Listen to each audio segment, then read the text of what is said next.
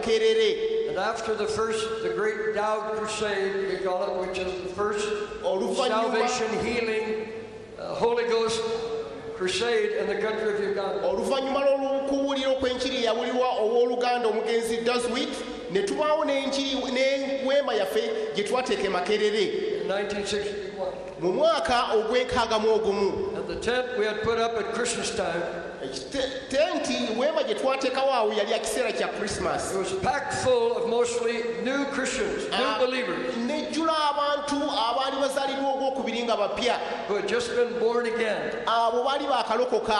At the crusade. Nga balokokedde okubuulira enjiri. That was the beginning of McGarry Full Gospel Church. Olwo nno lwe lwali lutanula olw'okubuulira enjiri eno eya enzijuvu mu Uganda. And I remember well. Era nzijukira bulungi. Ng'ayigiriza abooluganda abaali baakalokoka ekibuli. So I was teaching the new converts here. Nange bwentyo nali njigiriza abaakalokoka wano e Makerere. Concerning the promise of the Father. Nga mbabuulira ku kisuubizo kya Kitaffe. Baptism with the Holy Spirit. Okubatizibwa mu Mwoyo. Ugandans had never heard of this. Abannayuganda baali tebawuliranga ku njiri eno. And we were honored. Ffe, you were? We were honored. Ffe twaweebwa omukisa enkizo mu maaso ga Katonda. Bring this message. Okuleeta enjiri eno obubaka buno. Which we talk about as the Pentecostal message. Twayogeddeko nga obubaka obwajja ku Pentekote. And I remember well the day. Era nzijukira bulungi. I don't know if Donna was here at that point or not. Abo abaliwo mu kiseera ekyo. Her partner, Sister Dorothy, was here. Sister Dorothy Williams yaliwo. And of course, Judge was here. Judge ono yaliwo omukyala mu LAYZELL. She was a lot younger then. Weewaawo yali mutooko okusingako. But she's just as beautiful now as she was then. Akyali bulungi. Hallelujah.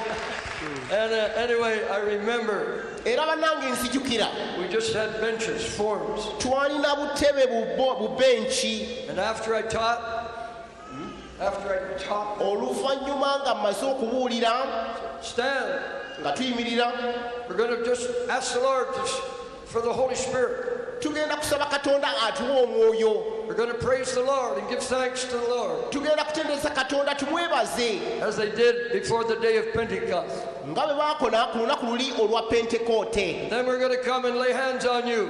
Nenzija bwentyo ne bateekako emikono. As the apostles did. Nga abayigirizwa bwe baakolanga. And you will receive the gift of the Holy Spirit. Era ne mbakakasa nti mujja kufuna ekirabo ky'omwoyo omutukuvu. You will be filled with the Holy Spirit. Mujja kujjuzibwa omwoyo. And you will speak with other tongues. Mujja kwogera ennimi empya. As the Spirit gives utterance. Omwoyo bw'anaabasobozesa. Amen. Amiina.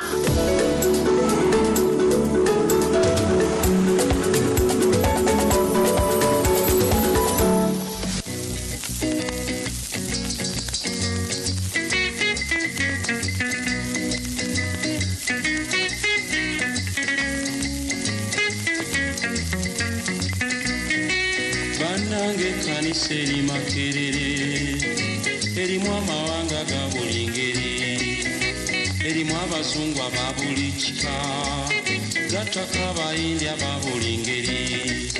Nze naliŋŋaanya okuva gye nsoma, naye mweno ekkanisa nja kuyingira.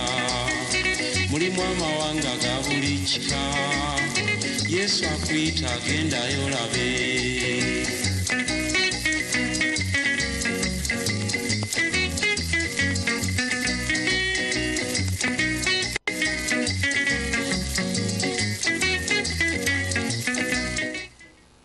Oluyimba olwo olwa muganda waffe Eklas Kawalya. Bannange ekkanisa eri Makerere mugugu gye gwagwira ogwa Gugudde.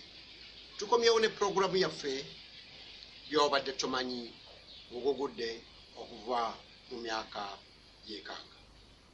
Omwanjuzi waayo Sunday Yusufu Kassa Wama atuusibwako Gugudde TV. Programu eno ebeerawo buli lwa Sunday ssaawa 3 z'ennyini. Era bwetutyo tugenda kutandika ne muganda waffe omusuma waffe omulungi ennyo. Luli gwe twaleka ng'atandise olugendo lw'ebyafaayo by'enjiri enzijuvu oba Pentecostal Church eyasooka mu Uganda nga May 2, nkaaga. Tuli mu byafaayo by'amajaguza ag'emyaka 5 ag'enjiri enzijuvu oba Pentekote bukya ezzibwa obujja oba bukya ejjukizibwa abantu. Yaliwo Pentekote, yaliwo teyatandikibwa butandikibwa nti ono ye yagizuula, no, yaliwo mu bikolwa by'abatume lwe bajjuzibwa Omwoyo Omutukuvu n'okwogera ennimi empya. Awo olugendo lwaffe olwa Pentekote we lutandikira essuula emu yonna yonna senga oddayo n'ogisoma ebikolwa by'abatume n'eyokubiri n'eyokusatu. Bwe kityo ekitabo kya by'abatume byonna kyonna n'okimalako nga kijjudde Pentekote era gye tuli mu kaakano. Muganda waffe Pastor HUGH LAYZELL tugenda okutandika naye nga ayongereza wali mu bujjuvu bwayo. Kati ebigambo bya Pastor HUGH LAYZELL bye bigambo byennyini ebyabadde Tomanyi mu Gugudde okuva mu myaka gy'enkaaga, ng'akubuulira nga akutottolera olugendo lw'enjiri nga bwe yajja mu Uganda. Mwebale nnyo okutwegattako era naffe katwegatte ku Pastor HUGH LAYZELL mu kitabo kye kino nga akinnyonnyola, baddamu ne bakiwandiika bulungi nnyo. Byonna by'ayogera byonna biri mu kitabo kino, The Gospel of Power. Kitabo kino kisangibwa Makerere Full Gospel Church ne ku Life Church e Namasuba bw'oba okyetaaga. Emiwendo bajja gibategeeza eyo. Mwebale nnyo mutwegatte ku Pastor HUGH LAYZELL, founder of Full Gospel Church in Uganda. And the end is not yet. I say the end is not yet. God will do even greater things than these. I believe that with all my heart. We're just so excited about the reaching out to Burundi. And the vision of preaching this gospel of the kingdom. Fully preaching the gospel of Jesus Christ. With signs following. As the Lord promised. Amen. Amen. We want to share a little history. Just kind of reminiscing, as we say. Amen. So Judge is going to do that here in a moment. We have had songs of worship and adoration. Worshiping in spirit and in truth. And then we've had some rejoicing. How many believe we can enjoy the house of God? Amen. Now when I was a little younger, when I was a little younger, and even up until about a month ago, I wasn't using this stick. And with the young people in our church of Glad Tidings in Canada, I was still rejoicing and jumping. Well, I'm not quite the same now. I'm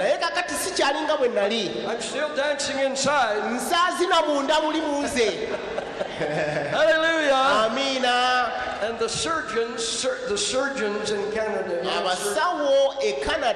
they tell me that when I get back home now next month, they're going to give me a new hip.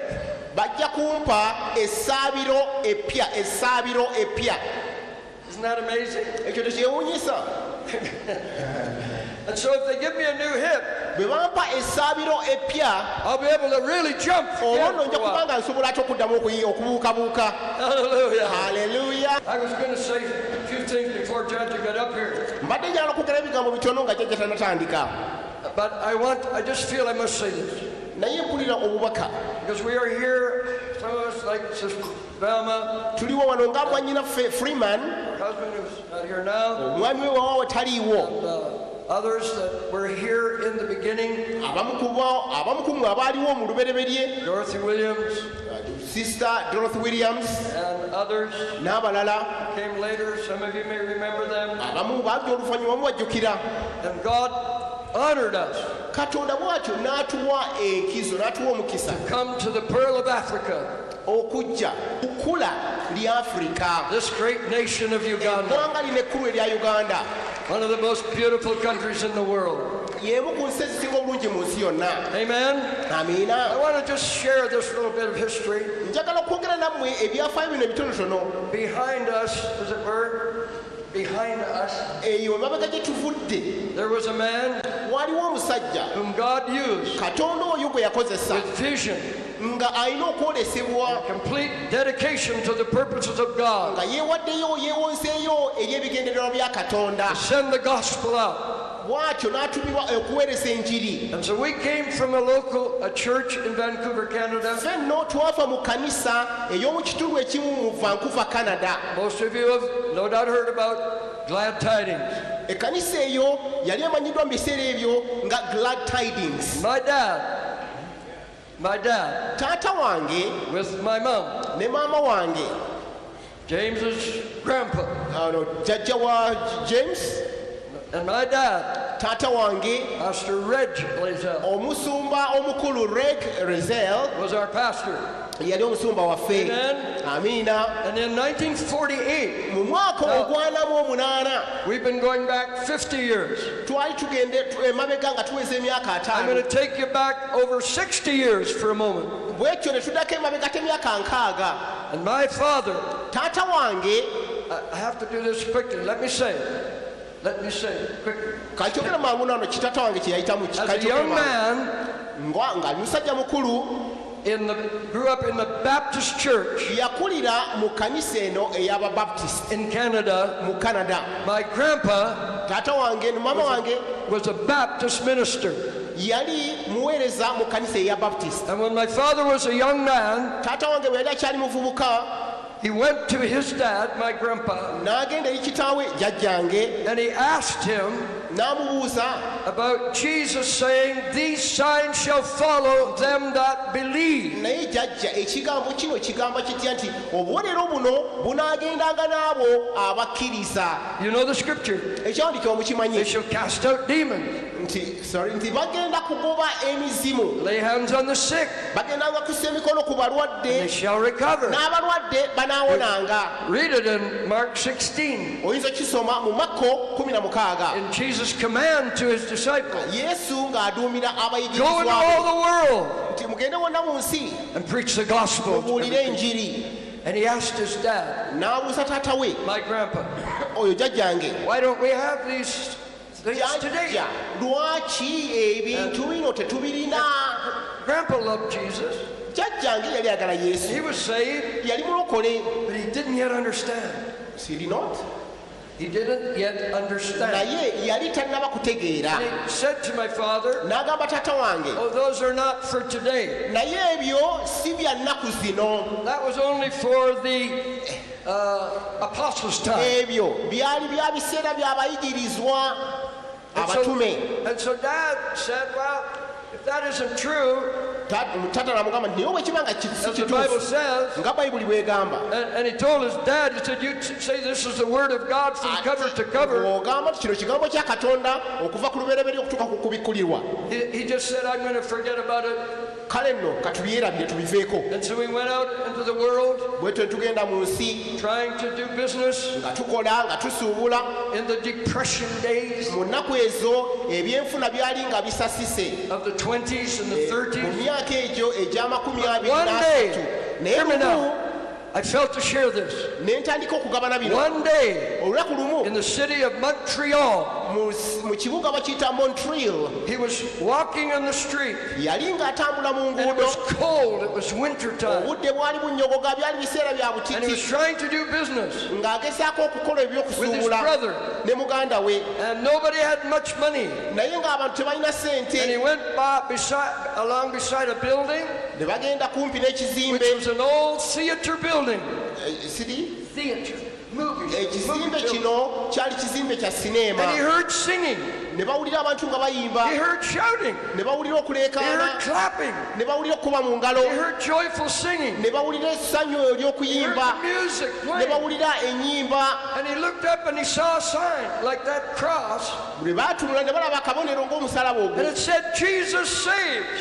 Nga kigamba nti Yesu alokola. Now, he thought this must be a church. N'agamba naye no zino kanisa. But in the Baptist church, they were very quiet. Naye mu kanisa yaffe eya Baptisti ffe twalinga basirise tetuleekaana.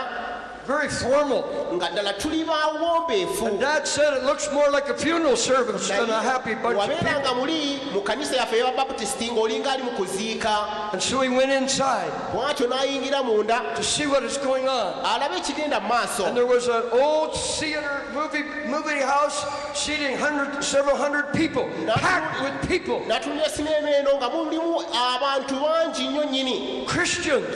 Abakristaayo. Filled with the Holy Spirit. Filled with joy, rejoicing, and praising God, and singing the great songs of the church. Daddy stood there, with his mouth open. He saw the pastor. The pastor, a man in his 40s. I was hoping you'd get the point. He saw a man in his 40s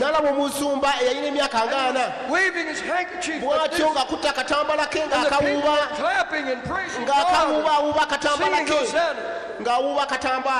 Anyway, to make the long story testimony short, he waited until the pastor was finished preaching. First message he heard of the full gospel. And when the pastor came down, he greeted this young man. And of course, Daddy was kind of a brazen young man. He said, brazen, bold. He said, Reverend, can you tell me can you show me the way to know there is a God? Because he was calling himself an atheist. There's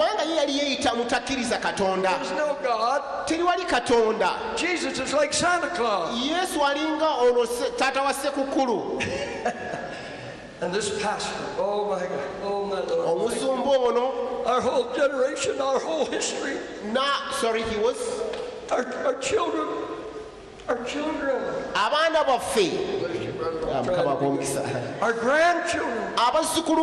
Now our great-grandchildren. We have 22 of them. Great-grandchildren. Now they're all serving the Lord. And God has blessed us. Hallelujah. And that wise, Spirit-filled Pentecostal pastor led my daddy to Jesus. And soon he was filled with the Holy Spirit. And he was baptized in the water. The Bible way. Amen. Hallelujah. Hallelujah. Amen. And then I'll just come quickly to the next great event in the story of our testimony of the grace of God and the call of God. Daddy prospered in business for some years. He stopped it in the city of Toronto. Did he stop it? Toronto. Okay, did he stop the business or he went on with the business? Oh, he prospered. Business Okay, we got that? Yeah, that's all right. And then I grew up in the Pentecostal church.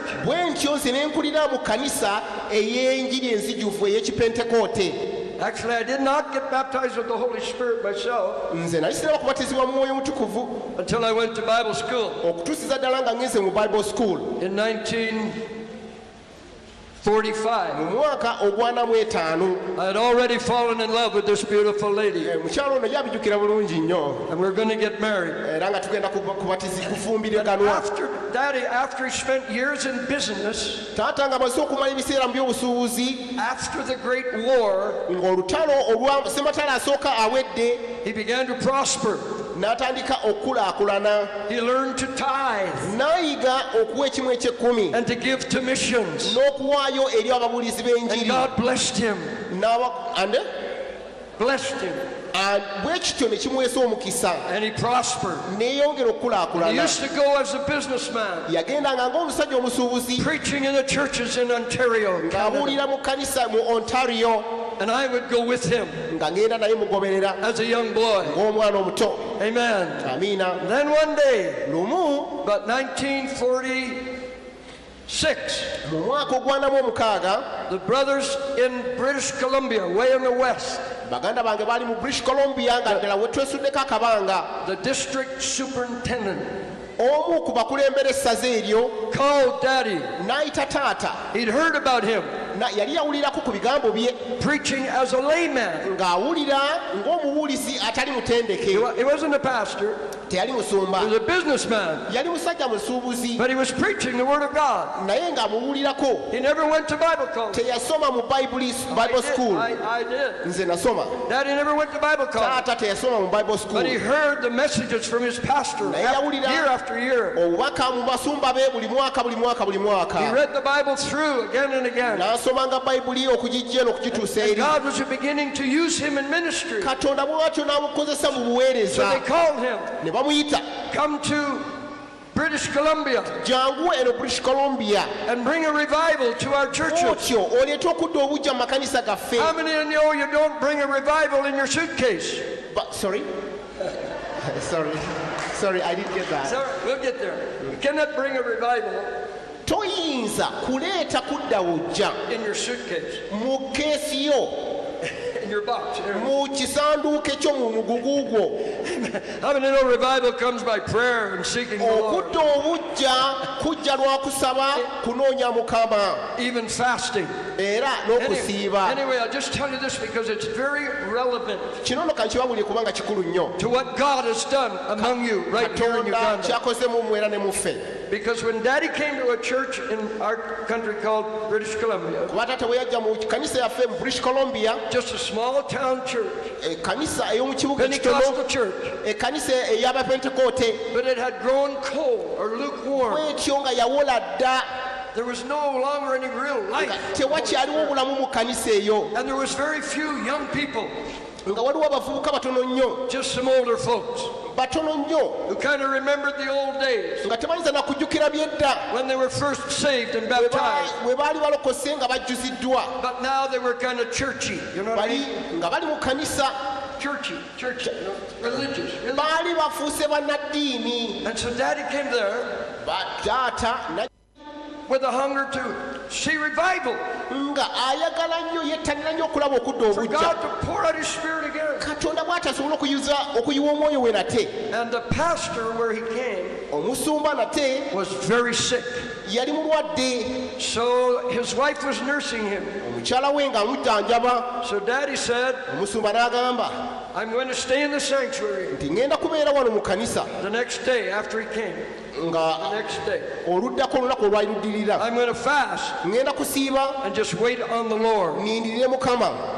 And while he was there before the Lord, Bw'atyo ng'ali mu maaso ga Mukama, in fact, he was a little discouraged muli yagwamukko amaanyi, because the people seemed so spiritually dry and dead. abantu nga bayimba naye nga bikalu. And so he began to grow, as it were, moan before the Lord. Bw'atyo n'atandika okusinda okukaaba mu maaso ga Mukama. Kind of have a pity party. Mukama, tuyinza okuba nekabaga wano akukubagiza, Oh Lord, oh Mukama. God, you know, this kind of thing. nga yeekubagiza mu And he maaso was ga saying, I Mukama. have the ticket to go back to Ontario in my pocket. Yalina ne tikiti ey'okumuzaayo. But there he was, Mbawulire suddenly. mangu ago. Now listen, your songs earlier this morning nnyimba zammwe ze mwayimbye enkyaleero is what brought this whole memory to me. kino kyezandetedde okujjukira bino And I byonna feel I needed to tell you. era nenzijukira nti nina okubajjukiza We bino were singing about the presence of the bwe Lord. babadde bayimba kubeerawo kwa mukama We were singing how God lives in the presence of His people. twali tuyimba ku kubeerawo kwa God's katonda mu bantu be God lives, His presence in the kubanga people. abeerawo mu bantu be God inhabits the praises of His people. katonda ng'atuula mu ttendo God's ly'abantu be presence comes okubeerawo kwe kubeerawo as we praise the Lord nga together, as tumutendereza we enter His gates with nga thanksgiving tuyingira mu and yeekaalu His courts with mu praise, mpya ze and we n'ettendo give thanks to Him. nga tumwebaza Amen. amiina Now, as he was there before the Lord, bwe yali awo mu maaso ga mukama a scripture came to his mind. ekyawandiikibwa ne kimujjira He had read it many times, yali akisoma emirundi mingi but the Spirit quickened it to him. naye bwe kityo mukama n'akimuleetera Psalm 22 and 3. zabbuli eya 22 olwa 23 But thou art holy, David said. But thou art holy. God is holy, nti katonda mutukuvu who inhabits, katonda oyo mukulu oyo abeera dwells in, abeera amen, abeera who is enthroned in oyo aweebwa namulondo the praises of his people. mu ttendo ery'abantu be Amen. amiina Amen. amiina And he remembered then, bw'atyo n'akijjukira like the Holy Spirit nga omwoyo omutukuvu reminded him bwe yamujjukiza that the Apostle Paul said nga pawulo bw'agamba to the Roman Christians, nti abakristaayo by Christ Jesus, nga bayita mu kristo our yesu Messiah, our Savior, our Lord, mukama waffe masiya waffe katonda waffe by Him ku lw'oyo offer to God bonna bagenda eri katonda a sacrifice of praise, nga bayita mu ye your spiritual offering, okuweeyo your okw'omwoyo spiritual sacrifice of praise, okuweerezaako okw'omwoyo giving thanks to His name. nga kuwa ettendo erinnya lye And so Daddy got up taata lwato n'ayimuka and began to walk between N'atambula. every seat, every pew, n'atambula mu mbaawo zonna with his hands up, ng'ayimusiza emikono as the gye Bible teaches, nga bayibuli lifting bweyigiriza up holy hands. nga muyimusanga emikono emitukuvu We've been doing it today. tuyinza okikola leero Amen. haleluya And as he praised the bwe Lord, yali ng'atendereza mukama at first he didn't have any great emotion, sooka byonna teyakikola na but bujumbize by faith, naye katonda by faith, olw'okukkiriza began to praise the Lord. n'atandika okutendereza Give God katonda a sacrifice of n'atandika praise, okuwa saddaaka ez'ettendo believing now ng'akkiriza katonda God inhabits praises. katonda abeera mu bantu be mu ttendo ly'abantu be He spent the whole day doing that all by himself. era bw'atyo n'alumala olunaku lwonna ng'akola ekintu ekyo That evening, akawungeezi ako people came in. abantu be bajja There was one young person, only one. waliwo omuvubuka omu yekka She was there with her parents, yaliwo n'abazadde be And as they began to sing bwe yatandika okuyimba a well-known hymn, oluyimba olwali lumanyiddwa there's power in the blood. nga waliwo amaanyi mu musaayi Remember, there was no drums, wulira tewaliwo no electric. tewaliwo masannyalaze tewaliwo ki That was before the drums got saved. n'asanga omwana ono ng'ayimba Oh, you're glad the drums got saved.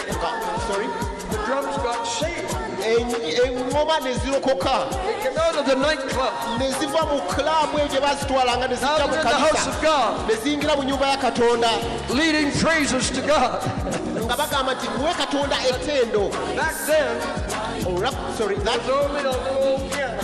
waliwo eŋŋanga entono yokka eyo But as they sang, naye bwe there's baayimba power in the blood, waliwo amaanyi mu ŋŋanga power eyo in the precious blood of waliwo Jesus. amaanyi mu kutendereza mukama And after two verses, oluvannyuma lw'ennaku oluvannyuma lw'okuyimba ebitundu bibiri Dad felt the people were singing a little better now, abantu ne bayimba nga bayimba bulungiko you know, with more feeling. n'amaanyiko nga bayimba n'amaanyiko Suddenly the teenage girl kati amangu ago omuwala omuvubuka felt back, bw'atyo n'agwa mu mbaawo being baptized with the Holy Spirit, nga abatisibwa omwoyo omutukuvu speaking in other tongues. n'atandika And I can't tell you all that happened after that.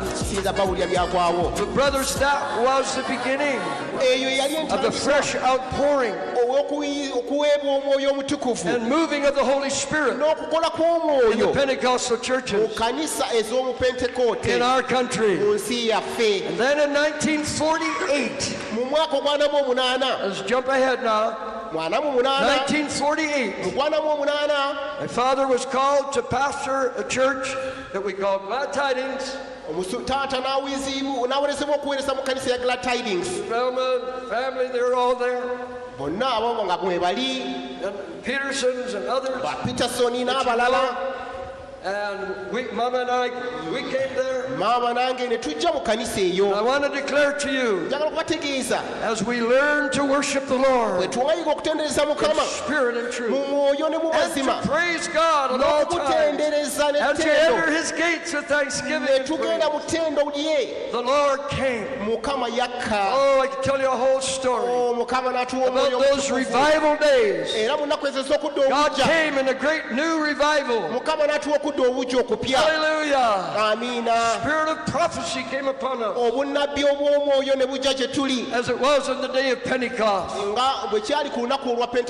the people came together in great unity in that church in the city of Vancouver. And over the next few years, God just sent the rain of His Spirit upon us. Amen. Many young people came, filled with the Holy Spirit. We had a vision of the world. Daddy had a vision to prepare young people and send them out to preach the gospel. Amen. And so it was. So it became 1956. 56. When the Holy Spirit gave a vision to my father's associate, a lady preacher, a teacher, and my father, and there came a vision. We say a prophetic vision. Now think of it. Think of it. Here's just one church in Vancouver, praising God, receiving a fresh anointing of the Holy Spirit, praying for the sick, prophesying the word of the Lord. And now comes a vision by the Spirit of the Lord. By the Spirit of the Lord. And this lady preacher saw the word Uganda. Kind of lit up like neon light behind. Uganda. And she felt the Holy Spirit saying. They had sent missionaries to Taiwan, Formosa. And to the Arctic, but now came this word, Uganda. And so this lady pastor went to my father and told him what she saw. She said, I feel it's the call of God. And Daddy said, I don't know where Uganda is. We never heard much about your country. And we'll look on the map. It sounds like Africa. They got the map and they found Uganda. Whoa. In East Africa. By Lake Victoria. And Dad had a witness. This was God's call for us to send the gospel of power, the Holy Spirit message to Uganda. So we applied to the British government. And the British governor, I think Sir Charles Hartwell, he asked the Archbishop of the Church of Uganda about these Pentecostals. naye waliwo bano abeyita abapentekote. And the Archbishop, Archbishop w'ebiseera who was ebyo a British man, yali muzungu, he apparently, we found out later, oluvannyuma twakizuula, had been in Bombay, India. yaliko mu Bombay mu India. And when the Pentecostals came, abapentekote bwe bajja, he said they caused us problems n'agamba nti abapentekote babaleetera ebizibu mu India. because they would take our Christians. They would take our Christians. Nti abapentekote bano bajja kutwala abakristaayo baffe Baptize them in immersion. ate bababatize mu kubannyika mu mazzi. How many of you have been baptized by immersion? Bameka bamanyi tubatizibwa mu mazzi? Baptized in water. Bameka babatizibwa mu mazzi? Haleluya. Ah, it's good to see your hand. Amina. If you haven't been and you're a believer, Obanga okyali mukkiriza mupya, you better obey the gospel. okyogondera enjiri. Jesus said, believe and get baptized.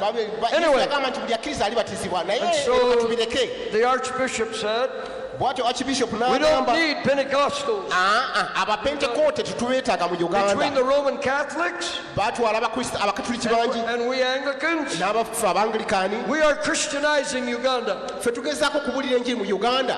All right? Eh? So the application to come was refused. Bw'otyo okusaba kwaffe okujja mu Uganda ne kugaanibwa. For 3 years, Okumala emyaka 3 the church prayed ekkanisa n'esaba that the Lord would open the door. Mukama aggulewo Open the ekkubo. door. Mukama aggulewo To ekkubo Uganda. tujje mu Uganda. Hallelujah. Haleluya. Judge and I were invited to come to Kenya. Jjajja nange ne batuyita okugenda e Kenya. We were in Mombasa Ne tugenda e Mombasa. with the Elam missionaries. Ne tugenda n'abaminsani abalala. Now I'm a junior missionary, young, Nze nali nkyali muto, muminsani muto. but in my spirit, Naye nga mu mwoyo gwange, the Lord has sent me Mukama nga mpadde to East amaanyi. Africa Omwoyo w'okuweereza to mu East preach the Africa. gospel. Okubuulira enjiri. With the Holy Ghost sent down from heaven. Katonda oyo ake wansi. I believe that He's given us power Bw'atyo atuwa amaanyi to be His witnesses. okubeera abajulizi be. Can you say amen? Amiina. And so we saw God begin to move there in wonderful ways. Bw'ekyo ntuweereza Katonda mu ngeri y'amagero. T.L. Osborne came. T.L. Osborne n'atwegattako. First salvation healing crusade in East Africa. Enjiri eyasooka okubuulirwa ey'ebyamagero n'ebuulirwa mu Mombasa. Thousands came. Bangi ne balokoka. Hundreds were saved. Bangi ne bakkiriza. Muslim women would come. Waliwo omukyalo omusiraamu They came with babies on their back. yajja ng'alina omwana ku mugongo And they heard the gospel. n'awulira enjiri Many were saved. n'alokoka Miracles of healing. n'awonyezebwa. kwa maradhi yako pale alipokufa, so that you would not have to suffer your ili sickness. kwamba sasa usiteseke na magonjwa yako. Believe that He took away your sin when He died, Amini kwamba alichukua dhambi zako so alipokufa, that you would not have to be punished for your ili sin. kwamba usiadhibiwe kwa ajili ya dhambi zako. Believe that God loved you so much Amini kwamba Mungu alikupenda kweli that He kweli, gave His only begotten Son for you. hata akamtoa mwanawe mzaliwa pekee kwa ajili yako. Believe that Jesus came to this world for you. Amini kwamba Yesu alikuja ulimwenguni kwa ajili yako. Believe that He willingly died on the cross for you. Amini kwamba alikufa kwa kupenda kwake msalabani kwa ajili yako. Believe that when His blood ran out on the ground, Amini kwamba damu yake ilipokuwa mwagika mchangani, that was the blood that was shed for the remission of your sins. hiyo ilikuwa ni damu iliyomwagika ili dhambi zako zisamehewe. And then in 1959, Mu mwaka ogw'ataano mu omwenda Dad came. My father taata wange n'ajja came to Kampala. n'ajja wano e Kampala We went to Entebbe. n'agenda Entebbe We met with the acting governor. ne tusisinkana acting governor. He was British. Yali muzungu Daddy was British. ne taata yali muzungu. And they talked about good old England. Ne boogera ku mu Bungereza. And when Daddy was finished with the interview, Taata bwe yamala okwogera naye, the governor said, gavana n'amugamba send us your request. nti kale mutuweereze When okusaba you go back kwammwe. to Vancouver, Bw'oddayo e Vancouver, send your request. weereza okusaba kwammwe. Give us your financial statement. Tuwe essente ze muyina ku akawunti. Tell us your objectives. Tulage ebigendererwa byammwe And we will consider it. era tujja Now kukirowoozaako. you know, Era mumanyi that was just before the independence time. ebyo ebiseera byali kwolekera ameefuga ga independence ya Uganda. Amen? Amina. 1969. Mu mwaka ogw'enkaaga And in Mombasa, Mombasa in April mu mwezi ogwokuna 1960, mu mwaka ogw'enkaaga we had the permit in our hands. ne tufuna pamiti mu mikono We have the gyaffe. permit in our hands. Haleluya. And I'm just going to tell you this, and then Judge will go from here. Kabagambe kino jjajja olwalyawo kajje. I hope I haven't stolen any of her thunder. Bannange kandooze ntisogedde ku byagenda kwogerako. But she will tell you what happened. Niyajja kubabuulira. As we came into Kampala. Bwe twatuuka mu Kampala. May the 2nd. May nga 2. This last Sunday, I believe. Omwezi oguyise. May the 2nd. May oli ayise May ono nga nnaku z'omwezi 2. Drove into Kampala. Twavuga ne tuyingira mu Kampala. With a Volkswagen bus. Twalina akamotoka kafa kava ku Slogan. You know, a little Volkswagen. Akamotoka kafa kava ku Slogan. And 3 children. N'abaana baffe 3. Our firstborn John. Our firstborn son. Tamani waffe Sam. Oh, our firstborn daughter. Omuwala waffe omukulu. Sharon. Who is now pastoring with her husband at Life Church. Bakulera ekkanisa kakati ya Life Church. And our firstborn son. N'omutabani waffe omukulu. John. John. Who has been here. And preached in this church. And then the youngest, he was, I think, about 5, just a boy. And then Ruthie, she's a fellow Ugandan, a white Ugandan with Laura Lynn. She was born in Malago. And where were you born? In Malago. A few months later, I think. Amen. How many remember our Ruthie? She came here. Remember our Ruthie? Amen. We drove into Uganda. You know what happened? There was one person we knew. Dr. Labulwa. Dr. Lubulwa. He came to help us. Because he had been to the Osborne Crusade. And he knew we were coming. And at Nakawa, under the mango tree, with a little loudspeaker and microphone,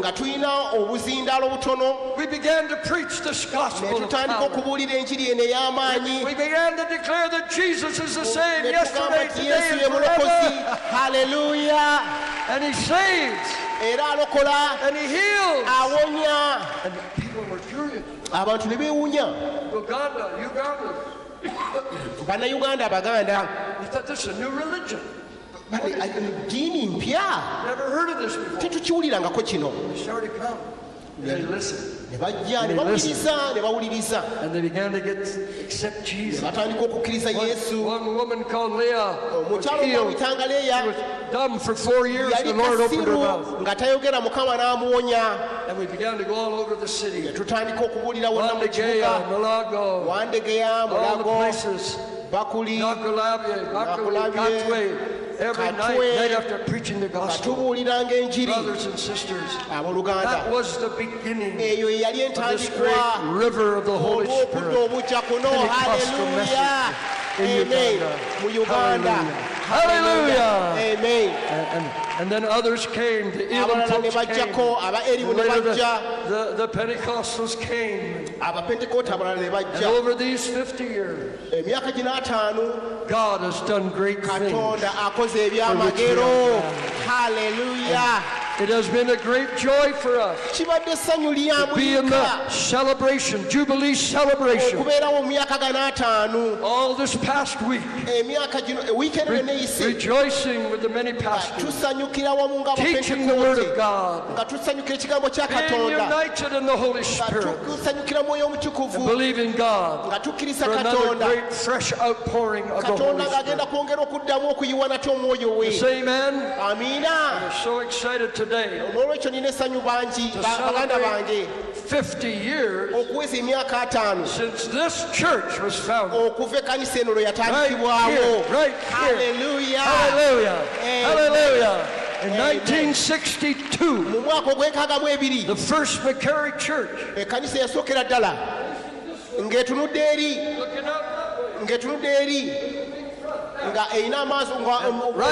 here. Oh, Mobeja. Nga omumbejja ayingirira awo.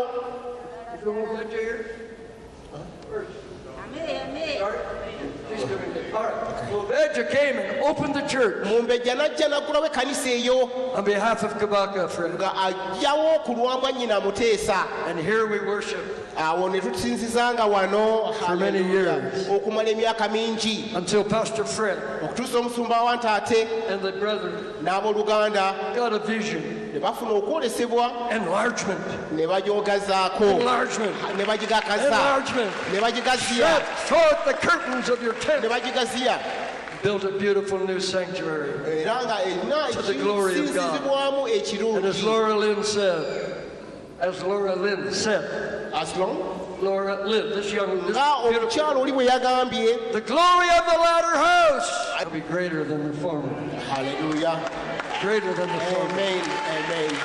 Amen. Glory. And look at this great congregation. My heart is full. Amen. But the greater things are yet ahead. I'll let Judge talk for a while.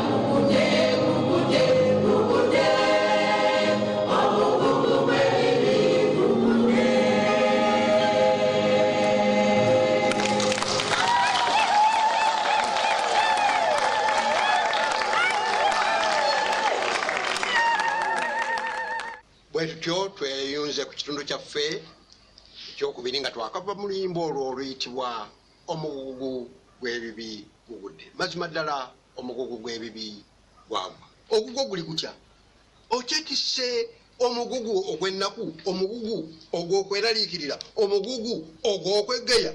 Yesu Kristo kyonna leero n'okutuusa emirembe gyonna aba bumu. Bebulaniya 13 olunyiriri olw'omunaana. Yesu yekka yayinza okujuna okulokola n'osuula omugugu n'osuula emiguguju. Kaakati Pastor LAYZELL ng'amaze okwogera ebyafaayo ebyo byonna nga enjiri nabo bwe yabatuukako Canada, Vancouver, British Columbia, kaakati bagireeta mu Uganda. Ate ayina era omujjukiza ye mukyala we AUDREY LAYZELL amuyita okujja okwongereza ku ebyo byayogedde.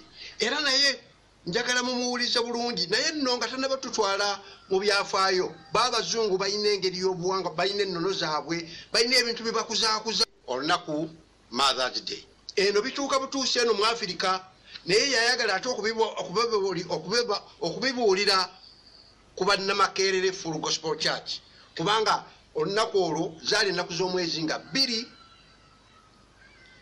May 2010 lwe twajaguza n'okujjukira emyaka 5 mu kkanisa munda, nga olwo tuvudde ku kisaawe Makerere ejjukira ye programu yaffe eyasoose ku majaguza gano. Eno ye programu yaffe ey'okusatu gye tulimu kaakano mu majaguza gaffe. Ebintu bino tetubivudde kumu, eno programu tebivudde kumu nga bwe byajja. Eronzeeyo ebikulu important items gye tukulaga. Kaakati yakubiriza abaami n'abakyala abafumbo okuyimirira n'abakyala baabwe babasabire abakyala. Era bw'atyo teyalonzalonza n'ayita mutabani we James LAYZELL okujja okusabira abafumbo, okusingira ddala abakyala abafumbo aba Pentecost. Era bw'atyo yagenda mu maaso. Praise the Lord. That is the longest 5 minutes I've ever stood and said.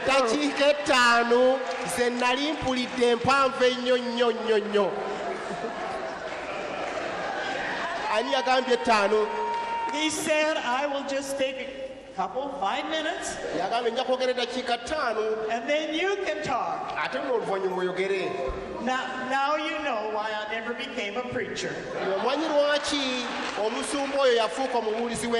The time was finished before it was my turn. However, I am very happy to be here. It is an exciting time. And 50 years ago, we didn't think about this day. We only thought about the gospel of Jesus Christ being preached here in this country for the first time. And we lived one day at a time. We lived one day at a time. And those days were full. Every day preaching in a different area of the city. I was allowed to preach or talk in the open air meetings.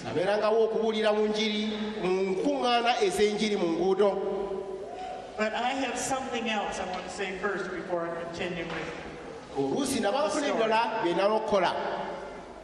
As you know, every country has their own customs and culture.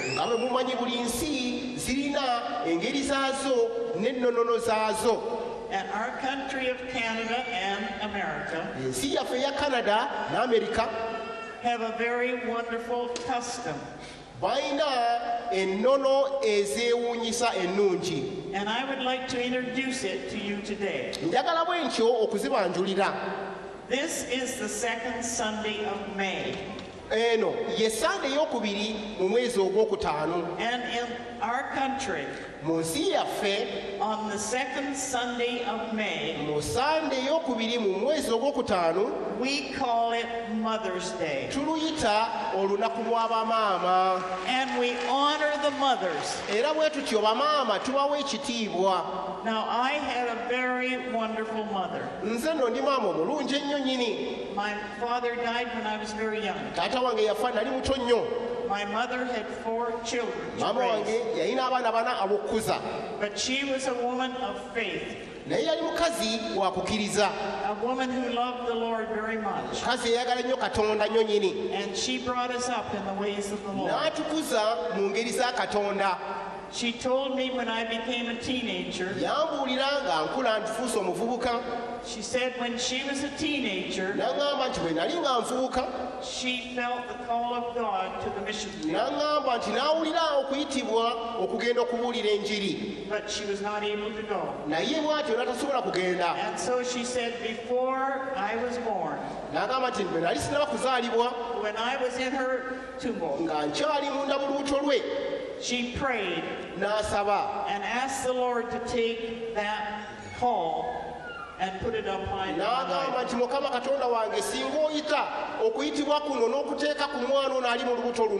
And so when I married this young man, we both had a call to Africa. And we have been married now for 61 and a half years. And that call is still there. We still love Africa. tukyayagala Africa. This is our home. Eno ye waffe yeka. When we came here in 1960, Bwe twajja wano mu mwaka ogw'enkaaga we came thinking we would spend the rest of our life here. twalowooza nti obulamu bwaffe tugenda kumala wano. Our hearts were knit with you, Emitima gyaffe ne gigattibwa wamu nammwe. and we still love you so Era bwe much. tutyo nga tubaagala nnyo nnyini. But back to the mothers. Naye katuddeyo eri bamaama. On Mother's Day, Ku lunaku lw'abamaama, we honor the mothers bamaama tubassaamu ekitiibwa. by having them all stand up. Nga tubasaba bonna ne bayimirirako. Now, maybe some of you have not had a good mother, Oboolyawo maama wo teyali mulungi. maybe one who did not know the Lord. Oboolyawo maama wo yali tamanyi Mukama waffe. Maybe you are a first generation mother, a first Christian generation. Oboolyawo nga oli mukristaayo mu lulyo olusooka olw'abamaama. And you have been teaching your children the ways of the Lord. Otegeeza ng'oyigiriza abaana bo engeri. Maybe you were raised by your grandmother or your jjajjaawo ye yakukuza little mother, oba maama wo. but you honor that woman who raised you. Naye omukyalo oyo yakukuza omuwa ekitiibwa. And so today I would like all the mothers to stand. Njagala kakati bamaama bonna bayimirire. And I'm going to ask our son James Era kusaba mutabani wange James to come and pray for you mothers. ajje abasabire bamaama. All the mothers stand. Bamaama mwenna muyimirire. Receive a blessing. Hallelujah.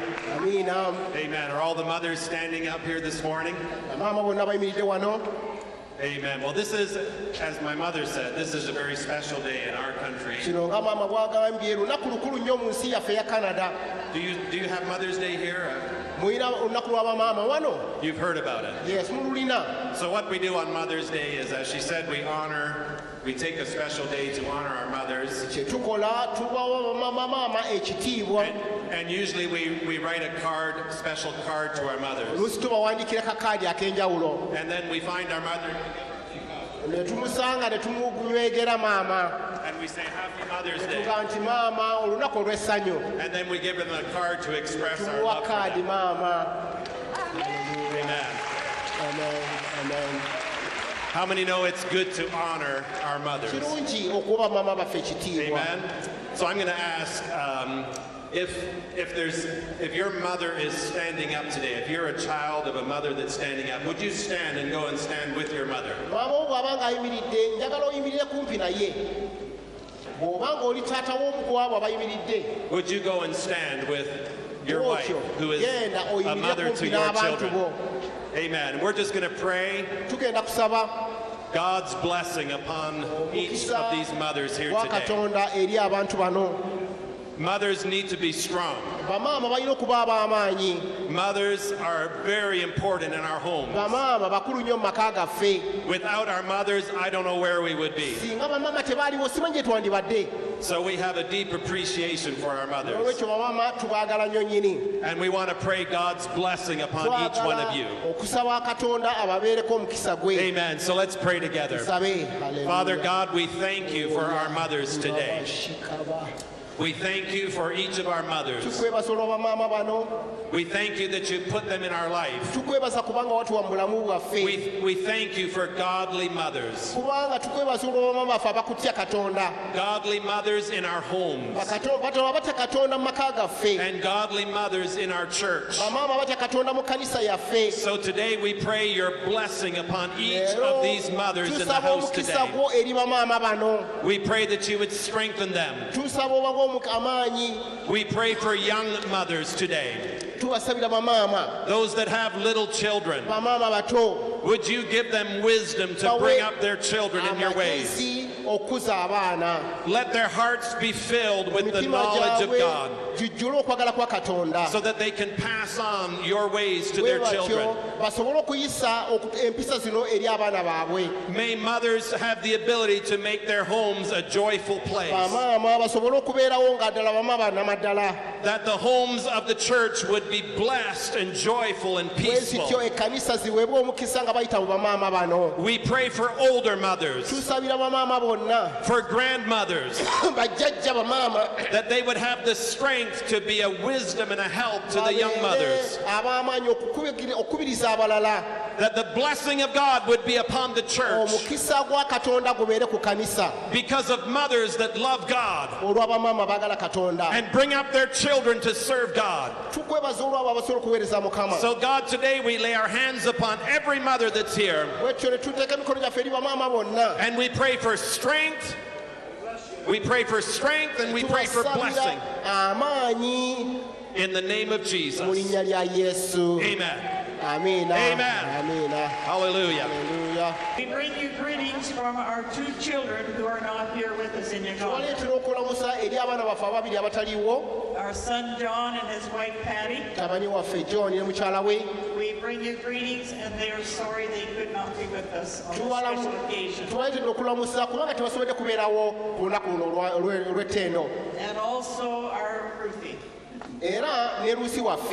And her husband Dan. Greetings. Ruthie phoned me yesterday. And she said, Happy Mother's Day. Sorry I'm not with you. So we have wonderful children. Okay, back to our story. Ebyakawunzika leero bwe bityo bwe bigenze. Tubadde tuwulira maama waffe AUDREY LAYZELL nga ajjukiza bannayuganda okukuza oba n'okubakubiriza okukuza olunaku olw'abamaama Mother's Day. Ayogedde ebitonotono ebikwata ku lunaku olwo. Nate katukomewo nate ku Sande ejja essaawa 3 ez'akawungeezi wano ku Gugudde TV. Tweyongereyo n'ebyafaayo alina ebyafaayo ebigumivu ebirina ekipooli by'otomanyi naye ng'abejjira ddala mu kitabo kye kino kyeno kye baawandiika nebba ekiyitibwa Gospel of Power.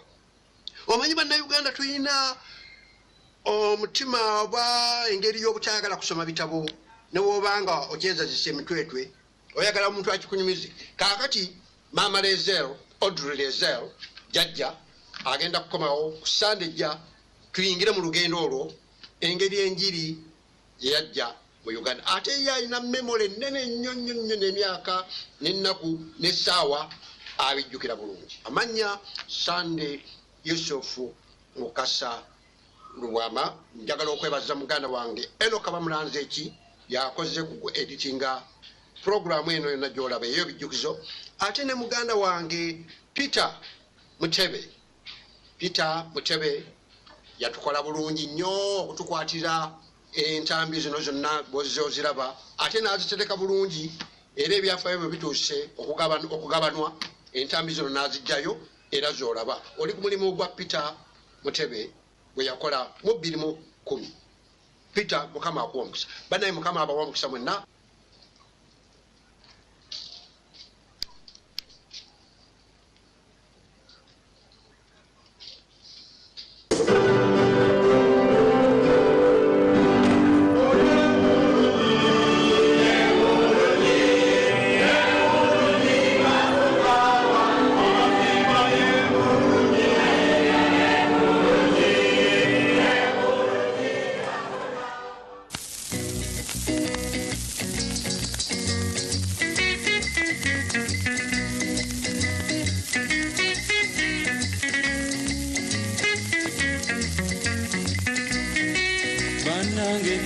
Eri makerere erimu amawanga ga buli ngeri erimu abazungu aba buli kika gattako abayindi aba buli ngeri ze nalinganya okuva gye nsoma naye mweno ekkanisa nja kuyingira mulimu amawanga ga buli kika Yesu akuyita agendayo olabe